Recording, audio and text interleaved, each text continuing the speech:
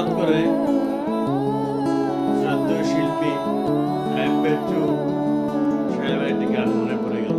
সে গানটি হলো সুখের পৃথিবী সুখের অভিনয়, নিজেকে যতই আড়ালে রাখো আসলে কেউ সুখী না।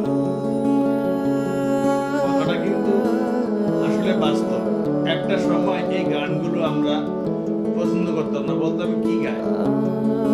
এখন গানগুলো মনে প্রাণে দিয়ে শুনলে কিন্তু গানের অর্থ বোঝা যায়, অর্থ পাওয়া যায়। ঠিক আছে, আসলে কি আমরা সুখী? আমরা সবাই অভিনয় করতেছি, আসলে কিন্তু কেউ সুখী না। প্রত্যেকের জায়গা থেকে কিছু না কিছু সমস্যা থাকে। কেউ বলতে পারবে না বুকে হাত দিয়ে আমি সুখে আছি।